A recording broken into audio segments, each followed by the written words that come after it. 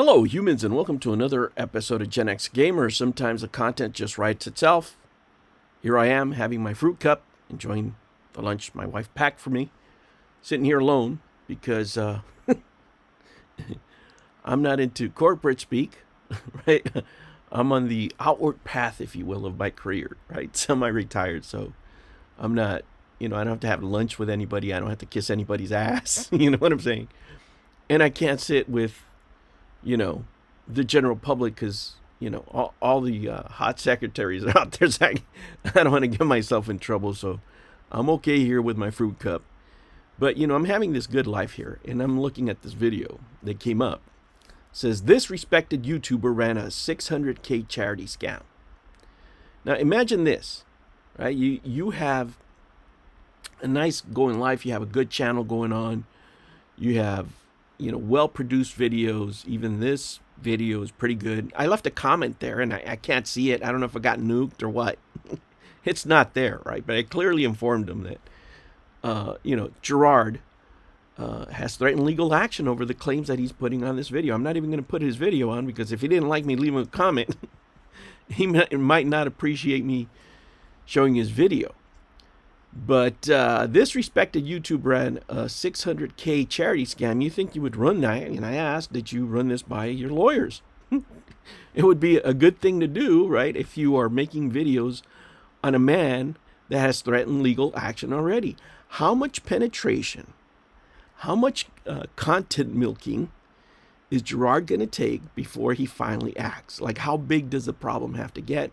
Will he ever act? Right? Is his dad's $50 million just sitting there for the heck of it? Of course, we're wishing this for content because it would be amazing content. We have to admit our selfish reasons, right? But if you're going to accuse somebody of a scam in a legal sense, even though you say allegedly, right? But if you put it right here, just think about it, guys.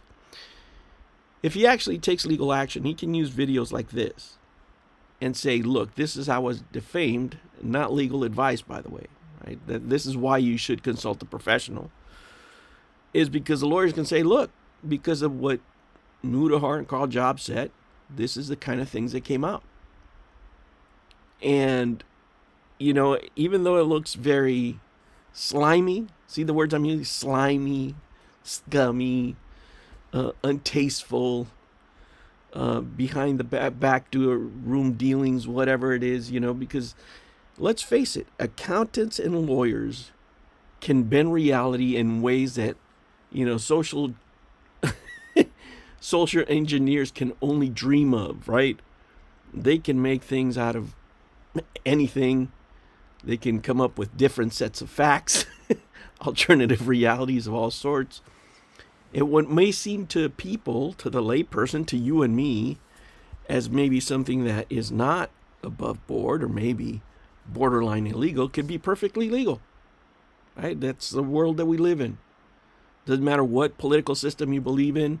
If you have enough money, if you have enough power, the improbable becomes probable. And this guy here just decided, you know what? It's a slow content day. I had this video in the chamber. I never released it back in the day, but I'm going to release it now.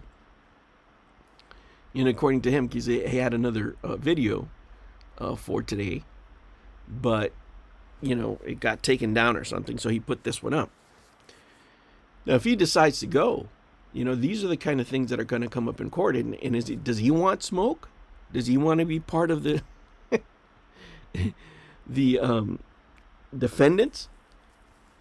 I don't know. I mean, how many times does it have to happen with these kind of YouTubers, right, that have over 1 million subscribers? Once you have over 1 million subscribers, you're making money, right? You're making money, enough money to settle. And how many of these YouTubers are going to fall prey to the same thing? And all of a sudden he comes up and says, okay. I mean, just imagine, guys. Just imagine there's 51 million subscriber channels that you go after, right? And out of those 50, you settle with them for what? $10,000, let's say at the short end. At the short end, you settle for $10,000 plus lawyer's fees. So if you multiply 50, right, by 10,000, what do you think you get? You get $500,000. If you raise that by 20,000, which would be a more, realistic figure, because remember, just to file the lawsuit is going to take 10 racks. So the defendant's going to be spending 30. They could, these lawsuits, especially here in the U.S., they can go way beyond.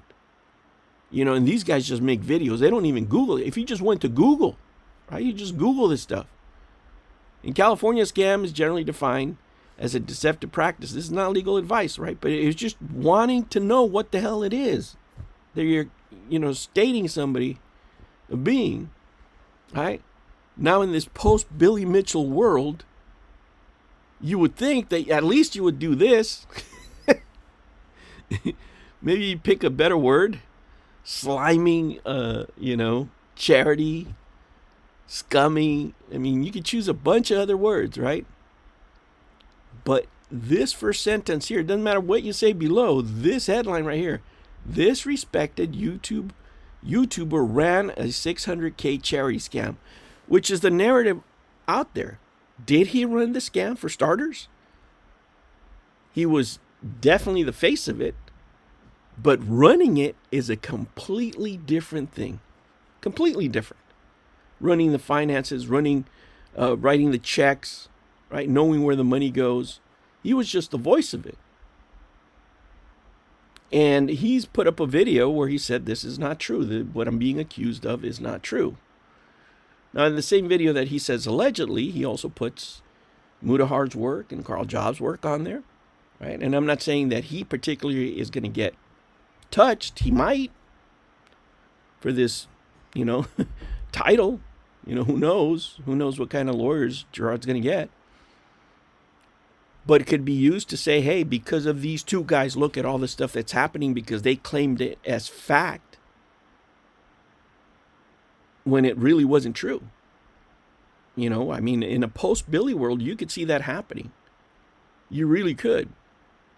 Right? And it's not the people that have no subscribers, right? It's not the million videos that are out there that by unknowns, people that are not making money.